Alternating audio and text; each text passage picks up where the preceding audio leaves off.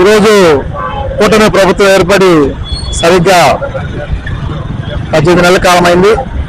అయితే కూటమిలో భాగంగా తెనాలి నియోజకవర్గంలో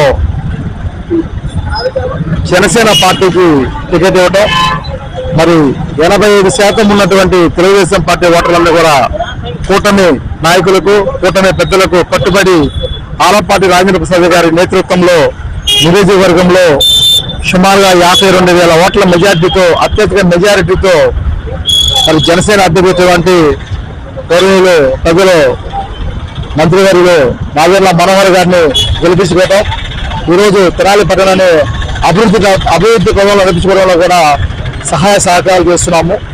ఎందుకంటే కూటమి ఏర్పడి గత ప్రభుత్వం ఉన్నటువంటి అరాచక ప్రభుత్వాన్ని పాల్గొనాలి, ప్రజలకు న్యాయం చేయాలి, ప్రభుత్వానికి ప్రజలకు వారవేయాలని చెప్పి నారా చంద్రబాబు నాయుడు గారు ఆ రోజు మమ్మల్ని అందరినీ కార్యకర్తలతో మాట్లాడి ఈరోజు సీటుని కేటాయించడం జరిగింది.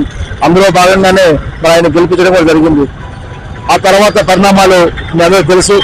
ఆలపాటి రాజేంద్ర గారికి పొలిట్ బ్యూరో గౌరవించి గుంటూరు, కృష్ణా జిల్లాల పట్టభద్రుల ఎమ్మెల్సీ టికెట్ ఇవ్వటం, ఆ టికెట్ ఆయన తీసుకొని మరి తర్వాత కూటమి అంతా కలిపి ఆయన్ని విజయవంతం చేసి ఈరోజు ఎమ్మెల్సీగా ఆయన్ని చెప్పడం జరుగుతుంది. అయితే తెనాలిలో ఈ యొక్క చిన్న ఉద్దేశం ఏంటంటే స్థానిక మహోత్సవకులోని కుమార్ పంప్స్ ఎదురుగా ఉన్నటువంటి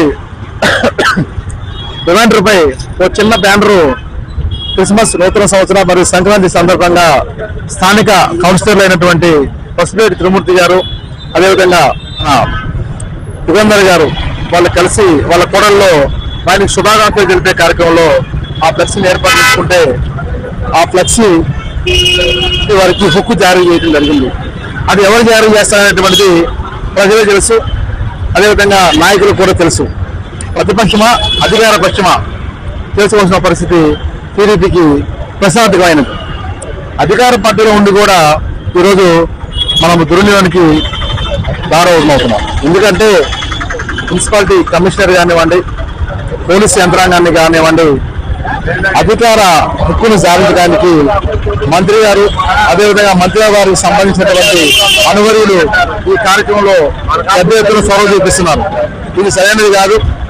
అటు బీజేపీ కానివ్వండి, ఇటు జనసేన కానివ్వండి, ఇటు టీడీపీ కానివ్వండి, ఈ మూడు ఐక్యతగా నడిచినప్పుడే ఈ కూటమి బలపరుస్తుందని చెప్పని